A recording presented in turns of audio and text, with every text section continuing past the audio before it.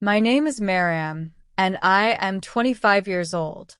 I live alone in a busy city where life moves fast and people rarely notice one another. I work as an artist, painting small designs on shop walls, decorating cafe windows with flowers, and creating hand-painted signs for local stores. The work is exhausting. My hands ache by the end of the day, and the money I earn barely covers my tiny room.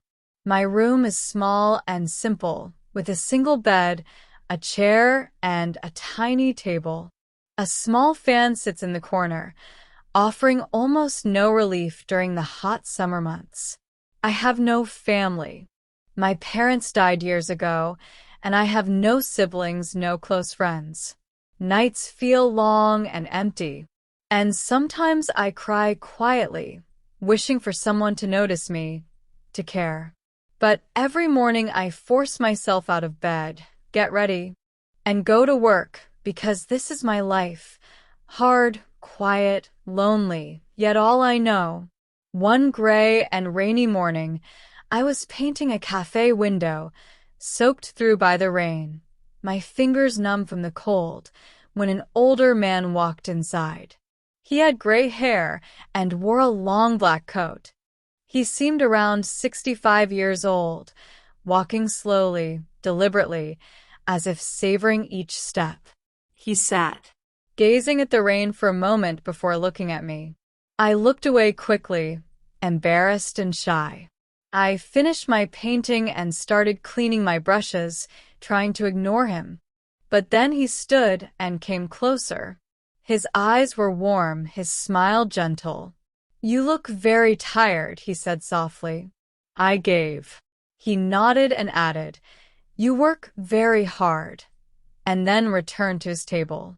I couldn't explain why, but something about him stayed with me. No stranger had ever spoken to me with such care or noticed the exhaustion and loneliness I tried to hide. The next day, I was painting near the same cafe, WHE. He smiled, and I smiled back, shyly. Later, he handed me a small cup of hot tea. "This is warm," he said. I accepted it quietly, sipping the sweet liquid and feeling a warmth in my chest I had not felt in a long time. From that day on, he came almost every day. Sometimes he brought tea, sometimes bread, sometimes small flowers from his garden. His name was Robert. He never asked many questions. He never forced conversation or made me uncomfortable. He was simply there, patient, kind, and gentle. Slowly, I began to anticipate his visits. I would glance at the cafe door repeatedly, hoping to see him. When he appeared, a strange warmth would rise in my chest. One afternoon, he sat beside me on a small chair outside the cafe. His face was serious. "Maria," he said, "I want to talk to you."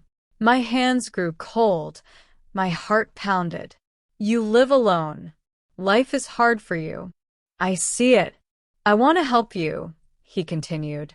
I did not speak, unsure what to say. "Why?" "Because I care," he said softly, smiling. "Because you matter. Because I notice you." I had never heard those words directed at me before, and that night I sat by my small window staring at the rain, thinking about him, his words, and the possibility of a different life. The next day, Robert gave me a letter. I held it for hours before opening it, my heart pounding. Inside, he wrote that he wanted to help me, to make my life easier. He offered to pay for my room, provide food, and support me in my work. He asked for nothing in return except one thing. He wanted to marry me. I could not believe it. Marriage? Could it be real? Was it love, or only an offer of safety and comfort? My mind spun with questions. My life had been small, lonely, and difficult, and now someone was offering not only.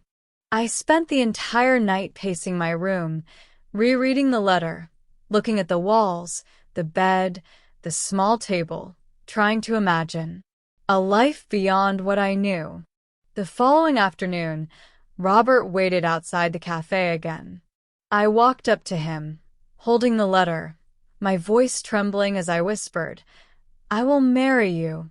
He paused, then smiled gently. There were no grand gestures, no celebrations, just two people standing in the rain, uncertain yet hopeful. We married a month later. The ceremony was small. A few friends, no music, no cameras, only promises, rings, and quiet hearts. I moved into his house, small but strong, with old walls, large windows, the scent of wood and flowers filling the air. Books lined the shelves. Thick curtains hung over the windows, and the chairs were soft. The life inside was calm and warm. At first, I felt strange, uneasy. Sleep did not come easily, and my mind raced endlessly. But Robert was patient. He gave me space, never forced anything, allowing me to adjust slowly. Days turned into weeks. We shared quiet mornings with tea. I painted small corners of the house, tiny flowers, little details. While he worked in the garden, we spoke little, but every word was meaningful. Slowly, I felt safe. Slowly, I felt at home. One day, Robert became ill. For 2 days, I stayed by his side, making soup, bringing cool cloths for his forehead, reading softly, watching him sleep. I realized how much he mattered to me. "I love you," I whispered quietly for the first time. He looked at me, eyes soft, and said, "I love you too." From that moment, everything changed.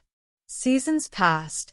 The garden bloomed with flowers of every color. We laughed, worked, cooked, painted together.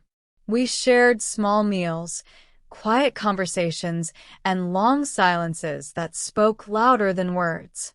Life was simple, gentle, and real. Sometimes strangers whispered in the market, "She married him for money." I heard them, but did not hide. I did not run. I knew the truth. I knew Robert. I knew our love. That was enough. Time passed. Our bond grew stronger. We celebrated small moments together, held hands, watched sunsets, shared tea, bread, laughter.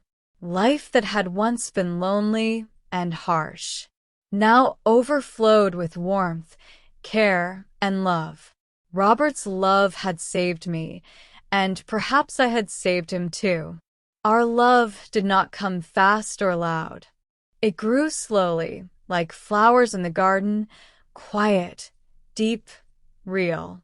In that quiet life, I found everything I had ever longed for: safety, love, a home. Every day, we worked side by side, laughed at small mistakes, shared tea and bread, and found joy in small moments. One evening, Robert held my hand and said softly, "You are light in this house." I smiled and said, "So are you." My heart was full, my spirit calm. The life I had once feared, the life alone, cold, and empty, had transformed. Love had grown slowly, quietly, and completely, filling every corner of my existence. We had found each other. Perhaps we had saved each other, and perhaps that was all that truly mattered. Before you go, don't forget to subscribe to the channel, like this video, and turn on the notification bell so you never miss any new content.